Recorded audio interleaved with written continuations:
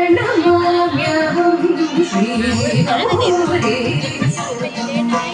ಪ್ರಣಮಾಮ್ಯಹಂ ಶ್ರೀ ಗೌರಿ ಪರಿಕಲ್ಪವಾಸುದೇವ ಭಕ್ತಂ ಸತತಂ ಪ್ರಣಮಾಮ್ಯಹಂ ಶ್ರೀ ಗೌರಿ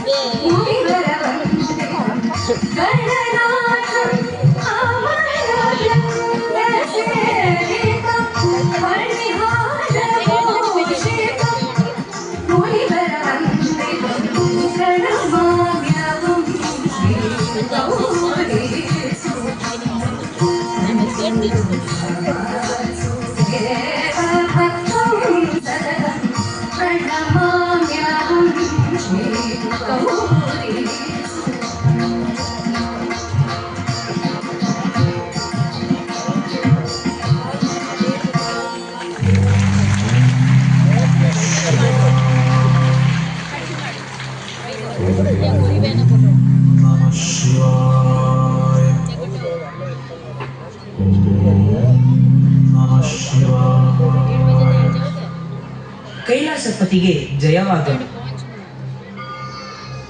ದೇವೇಂದ್ರ, ನಿಮ್ಮ ಮುಖದಲ್ಲೇಕೆ ಇಷ್ಟೊಂದು ಚಿಂತೆ? ಇದು ನಿಮಗೆ ಶೋಭೆ ತರುವುದಿಲ್ಲ. ಹೇಳಿ, ನೀವು ಯಾವ ತೊಂದರೆಗೆ ಸಿಲುಕಿದ್ದೀರಿ? ಪ್ರಭು, ದೇವತೆಗಳಿಗೆ ಯಾವಾಗಲೂ ದಾನವರು ಎಂದರೆ ಭಯವಿರುತ್ತದೆ. ದೇವರಾಜ, ರಾಕ್ಷಸರ ಅಂತ್ಯವನ್ನು ಮಾಡಿ ಈ ಭಯವನ್ನು ದೂರ ಮಾಡಿಕೊಳ್ಳಬಹುದಲ್ಲವೇ? ದೇವತೆಗಳು ಸ್ವಯಂ ಶಕ್ತಿಶಾಲಿಗಳು. ಈ ಸಮಸ್ಯೆಗೆ ಪರಿಹಾರವನ್ನು ನೀವೇ ಕಂಡುಕೊಳ್ಳಬಹುದಲ್ಲವೇ? ದೇವತೆಗಳ ಬಳಿ ಕೇವಲ ಶಕ್ತಿ ಇದೆ, ಆದರೆ ದಾನವರ ಕಡೆಗೆ ವರದಾನಗಳ ಶಕ್ತಿ ಇದೆ. ದೇವೇಂದ್ರ, ಪರಶಿವನಿಂದ ಯಾವ ರೀತಿಯ ಸಹಾಯ ಬೇಕಾಗಿದೆ? ದೇವಿ, ಕಾರ್ತಿಕೇಯ ಹಾಗೂ ಗಣೇಶ ಮಹಾನ್ ವೀರರು, ಶ್ರೇಷ್ಠ ಯೋಧರು, ಬುದ್ಧಿಶಾಲಿಗಳೂ ಹೌದು. ದಯಮಾಡಿ ಇವರಿಬ್ಬರಲ್ಲಿ ಯಾರಾದರೊಬ್ಬರನ್ನು ಇಂದ್ರಲೋಕದ ಈ ಸಮಸ್ಯೆಗೆ ಸಹಕರಿಸಲು ಕಳುಹಿಸಿಕೊಡಿ.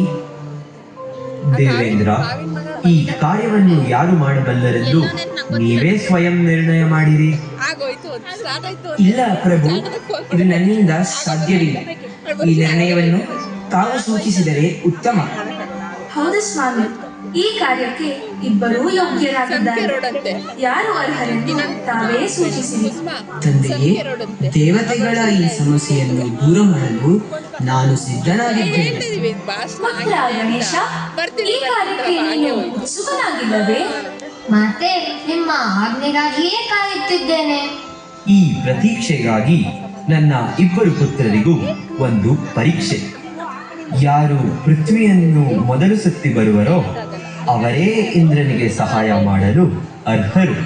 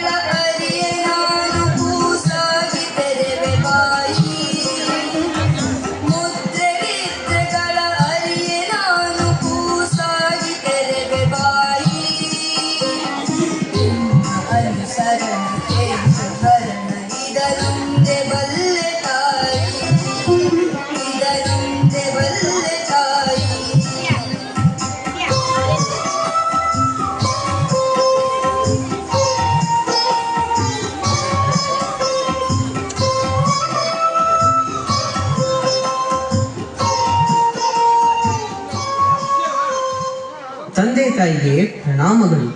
ಈ ಪೃಥ್ವಿಯ ಪರಿಕ್ರಮಣದಲ್ಲಿ ನಾನು ಉತ್ತೀರ್ಣನಾಗಿದ್ದೇನೆ. ದೇವತೆಗಳಿಗೆ ಸಹಾಯ ಮಾಡುವ ಶುಭ ಕಾರ್ಯ ನನ್ನದಾಗಿದೆ.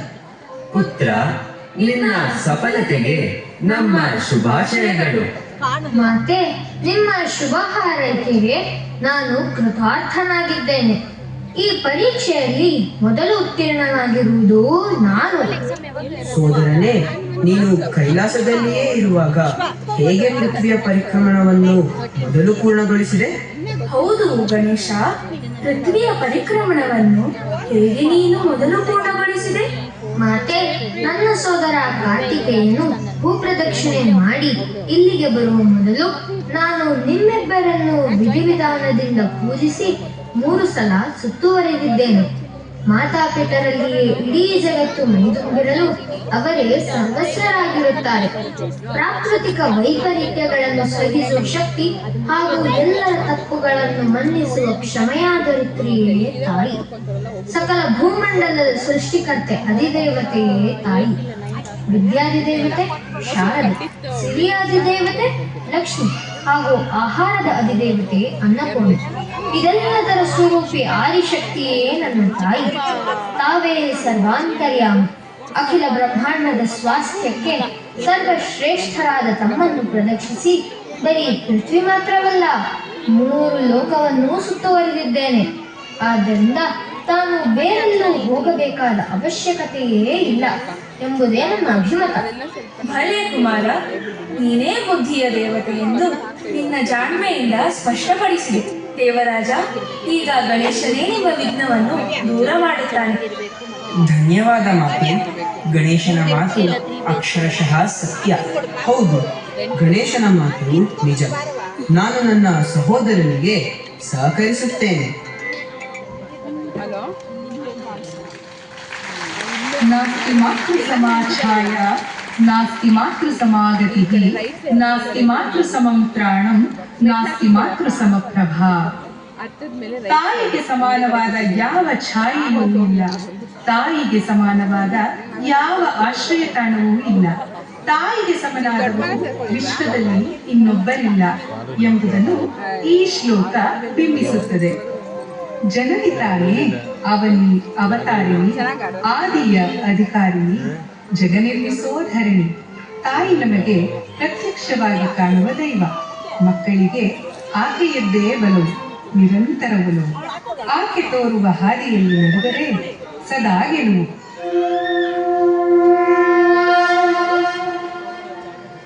ಭಗವಂತ, ಹೇ ಭಗವಂತ, ಮಗು, ಏನು ನನ್ನನ್ನು ಕರೆದದ್ದು? ಬಾ, ನನ್ನೊಂದಿಗೆ ಉಯ್ಯಾಲೆ ಆಡು, ಆಮೇಲೆ ಕಣ್ಣ ಮುಚ್ಚಾಲೆ ಆಡೋಣ. ಆಗಲಿ ಮಗು. ಖುಷಿಯಾಯಿತು. ಈಗ ಹಣ್ಣು ತಿನ್ನೋಣವೇ? ಆಗಲಿ ಮಗು. ಈ ದಿನ ನಿನ್ನ ಈ ದೇವಲೋಕದ ಪಯಣ ಮುಕ್ತಾಯವಾಗಲಿದೆ. ಇನ್ನು ನಿನ್ನೊಂದಿಗೆ ನಾನಿರಲು ಸಾಧ್ಯವಿಲ್ಲ. ನೀನು ಹೊಸ ಲೋಕಕ್ಕೆ ಹೋಗುತ್ತಿರುವೆ. ಹಾ, ಹೊಸ ಲೋಕವೇ? ನಾನು ನಿನ್ನನ್ನು ಬಿಟ್ಟು ಎಲ್ಲಿಗೂ ಹೋಗಲಾರೆ. ನೋಡು ಮಗು, ಹಾಗೆನ್ನಬಾರದು. ಇಲ್ಲಿ ನೀನಿರಬೇಕಾದ ಸಮಯ ಮುಗಿದಿದೆ. ನೀನು ಹೋಗಲೇಬೇಕು. ನಾನೊಬ್ಬನೇ ಹೋಗಲಾರೆ. ನೀನೀಗ ಹೋಗಲೇಬೇಕು ಮಗು.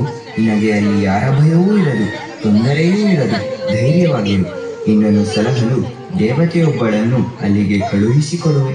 ಇದರ ಬಗ್ಗೆ ಯಾವ ಅನುಮಾನವೂ ಬೇಡ. ದೇವತೆ?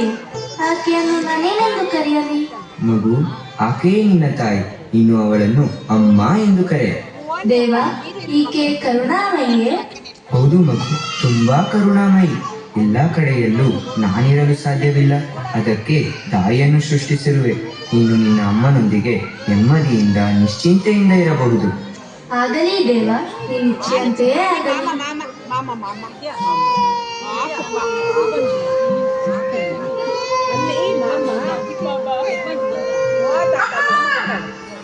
ಕಂದ, ಪೆಟ್ಟಾಯ್ತಾ? ಗಾಯವಾಯ್ತಾ? ಬದುಕಿನಿ ಕಾವೆ